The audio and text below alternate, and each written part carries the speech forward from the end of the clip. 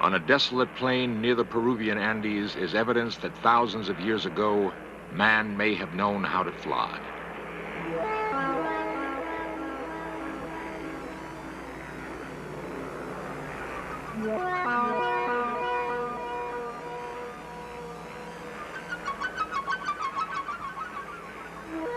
Huge drawings are etched in the ground. They make sense only when viewed from a great height. Miles of what look like modern runways score the desert. If they were, what manner of craft landed here? Who were the pilots? We are conditioned to think that flight is the province of modern man. Perhaps we are latecomers to the sky.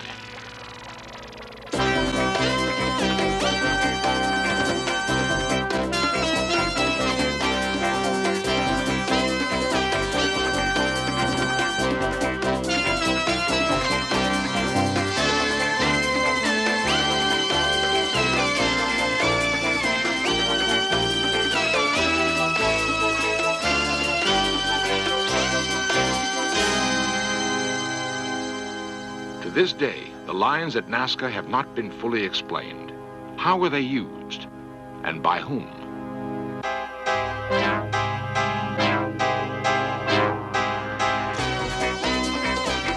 This series presents information based in part on theory and conjecture. The producer's purpose is to suggest some possible explanations, but not necessarily the only ones, to the mysteries we will examine. The land we call Peru is both lush jungle and arid plateau. The desert plain called Nazca is host to a strange menagerie. A 9-fingered monkey, a huge, ungainly spider, giant birds and mammoth lizards. They are cut into the dry earth, visible only from the sky. Often, as we pursue our studies of ancient civilizations, we're tantalized by discoveries that don't seem to fit our comfortable notions about the past. Some of these discoveries suggest that early man knew a great deal more about flight than we once thought possible. There are no written records to guide us as we go in search of man's dream of flight, but there are remarkable clues to be found in legend and in monuments of earth and stone. Clues that suggest our remote ancestors were not strangers to the sky, that they may even have had help in realizing their dream.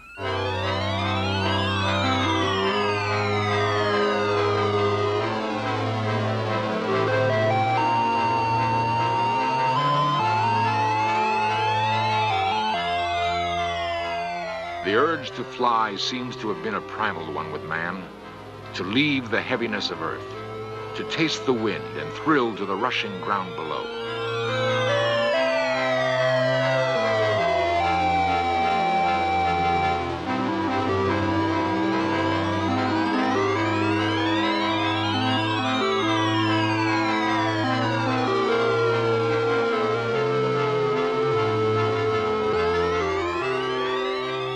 Every ancient culture known to us has legends of men who flew. For thousands of years, it has been thought that the tragic tale of Daedalus and his son Icarus was but a myth.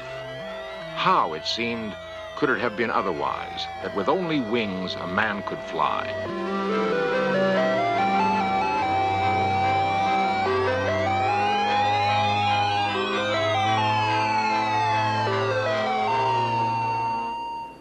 Daedalus and his son Icarus were said to live on Crete, center of ancient Mediterranean civilization.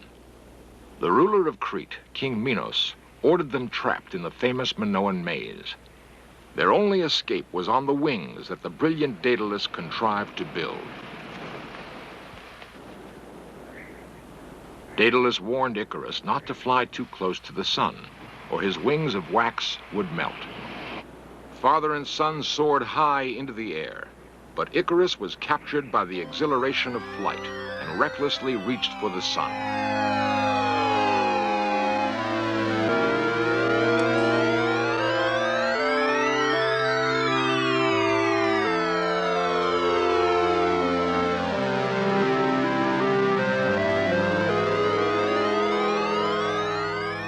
Icarus would pay dearly for his impetuous flight. His wings melted, and he plunged headlong into the Aegean Sea.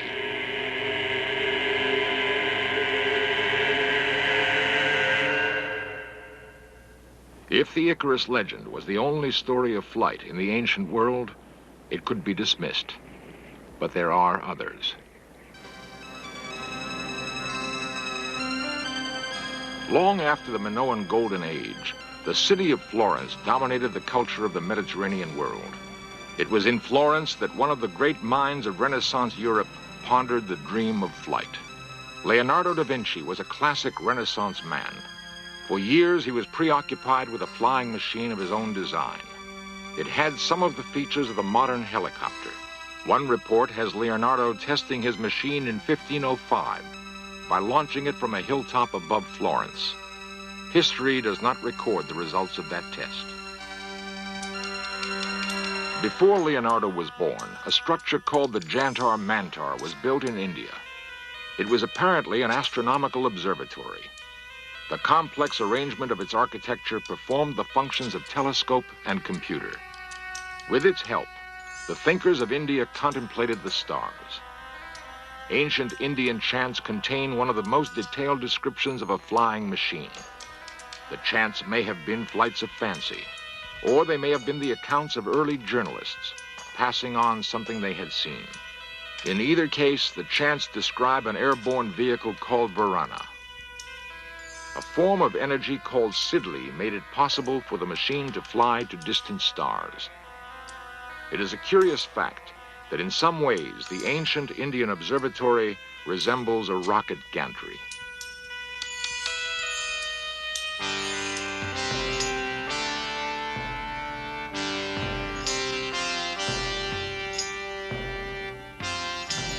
Throughout the ancient world, we see time and again an advanced knowledge of astronomy mingled with legends of flight. For the graves of Egypt are dominated by the presence of Osiris, the flying god who brought knowledge to the Nile basin.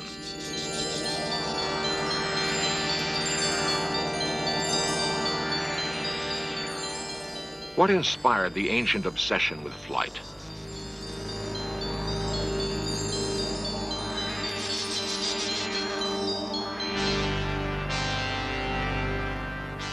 Why are the pyramids aligned in such a way as to be perfect landmarks for incoming aviators?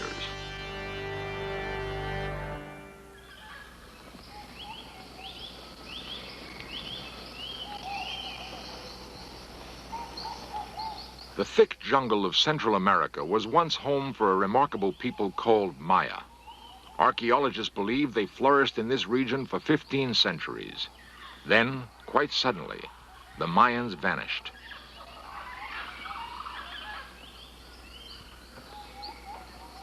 They left behind pyramids and temples. Their capital cities must have been lavish. Yet no roads connect these widely separated islands of civilization in the jungle. Perhaps the Mayans were familiar with the principles of flight, for there is evidence that, like other ancients, the Mayans were on intimate terms with the heavens.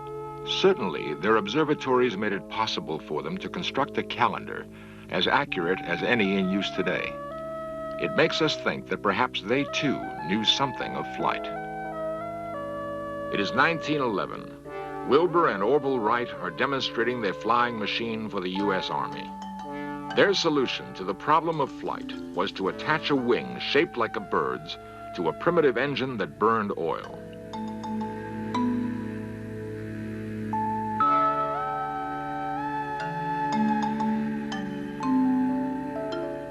It was a solution appropriate to the dawning industrial age. But was it the only solution?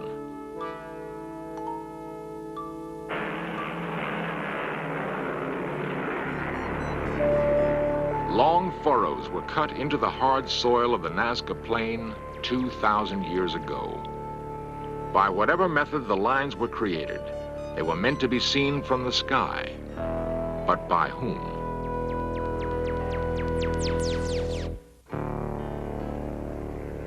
The Nazca Plain on the western shoulder of the Andes in the country we call Peru.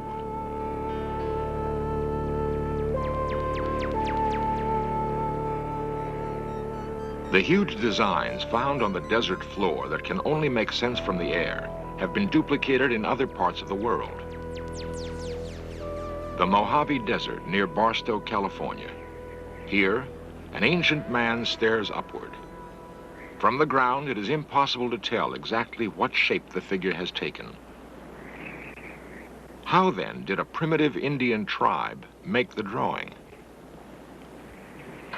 I got the tether. Yeah, but that's not good. One possibility, one explanation for the method used, might have been the existence of ancient aviators. That's the whole end. Okay, lift up. Lift all the way up. A unique experiment was mounted to prove the point. Could men working on the ground be directed by someone hovering overhead? The site selected for the experiment was the Mojave Desert. Okay, that's good.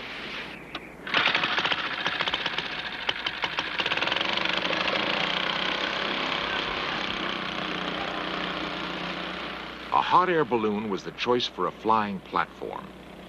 It is a simple device, requiring only fabric and a means for heating air to make it work. In modern times, the first balloon flight took place in France. The year was 1783. The principles remained the same, the technology virtually unchanged.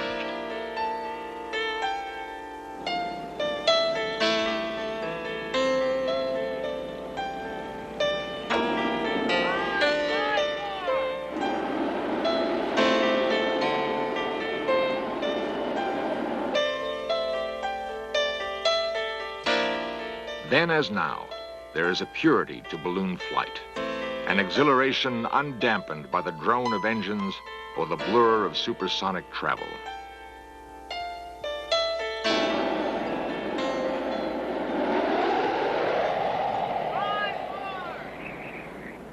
Directly over it.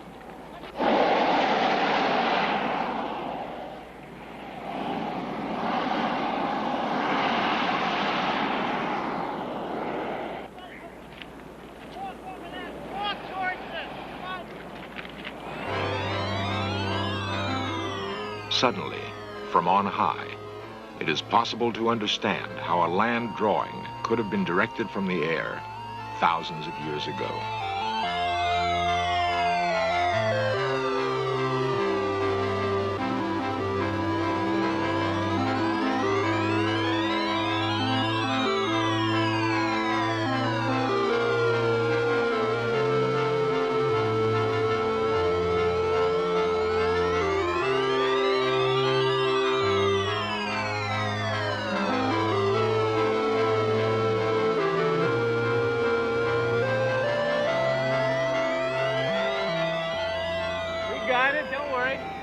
There is nothing in the Barstow experiment that could not have been done by earlier inhabitants of the desert.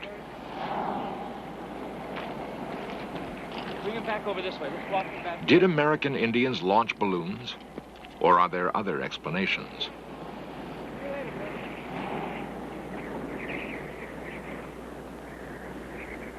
Dr. William Clulow, chief archaeologist at the University of California, Los Angeles, has spent many years studying the mythology of American Indians.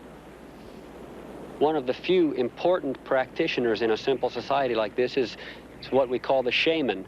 Many people would refer to it as the healer or the medicine man, but among the capacities of the shaman, we can number in many tribes the ability to take flights outside of his actual body. That is, he projects a part of his personality or his psyche outside of his body, goes beneath the earth, beneath the water, or into the heavens in order to secure some form of an intuitive statement about what is wrong in the society. And he performs healing and curing with the aid of the intuitions that he gets in these projected flights.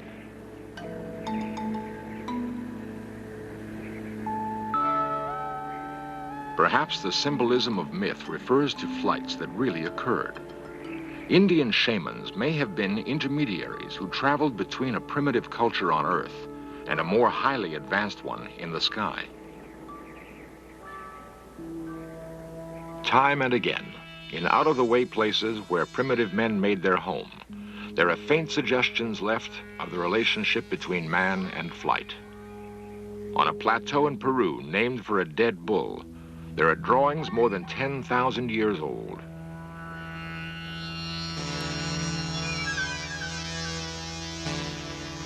One interpretation placed on them is that they depict the ancients welcoming visitors from the sky.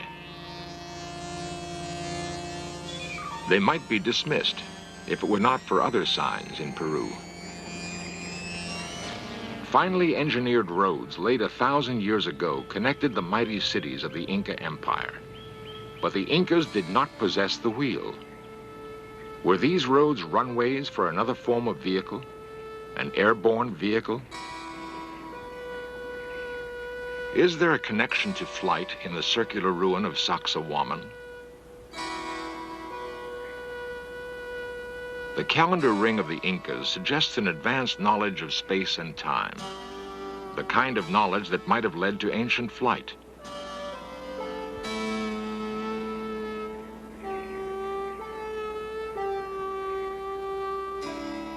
But far and away, the most convincing evidence is found elsewhere. A fantastic collection housed in the National Museum of Aeronautics in Lima, Peru, suggests that this may be the case.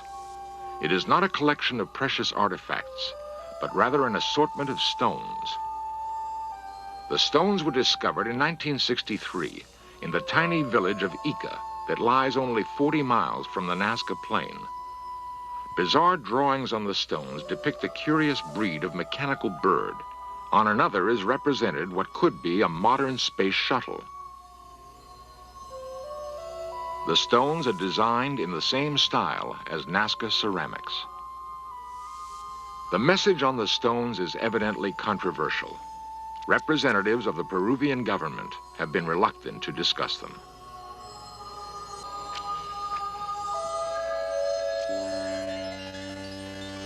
Golden icons, molded by primitive Indians in the highlands of Colombia, reinforce the notion that somewhere in man's past, the dream of flight was realized.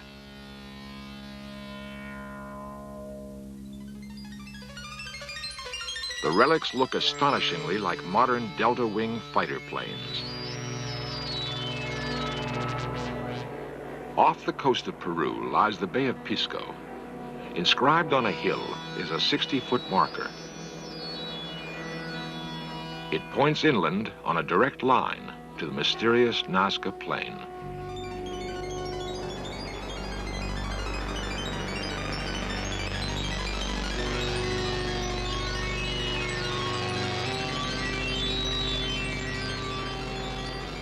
The base camp for prehistoric aviation may have been the Nazca Plain. The patterns have been laid out with great precision. Why did the ancients construct the Nazca lines? Nobody really knows. The markings were first discovered in the 1920s by a pilot flying over the plain. Since then, many have attempted to solve the mystery, with no success. For the past 30 years, a German mathematician named Maria Reich has devoted her life to solving the riddle. After nearly half a lifetime of sleeping in an adobe hut and working under a blistering sun, Reich does not know what motivated the ancient Peruvians to execute this grand design. A 1968 study, financed in part by National Geographic, determined that some of the lines have astronomical alignments, but no more than could be expected by chance.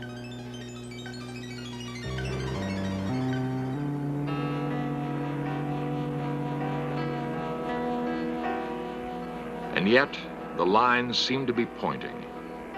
Do they point the way to other outposts where ancient aviators once touched ground?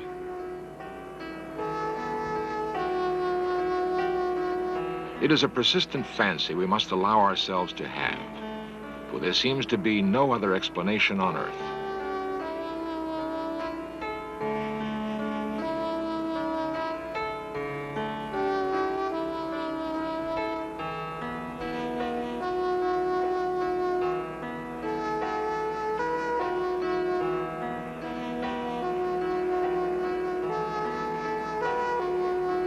it is hard to shake the notion that here, on the plains of Nazca, there once flew ancient aviators.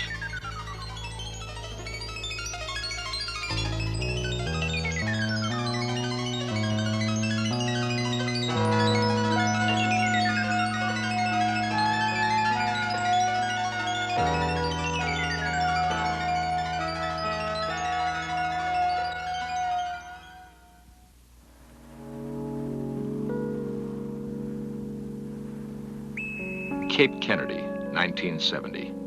The forlorn remains of a launch pad no longer in use. Will future generations examine the ruins of our technological civilization and wonder at the purpose of such structures?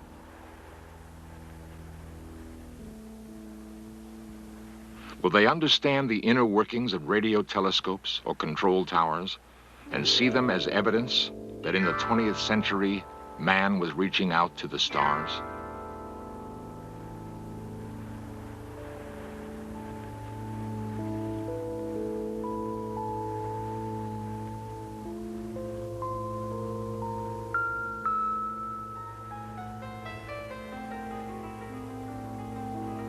There's evidence that man has lived on this planet at least 3 million years.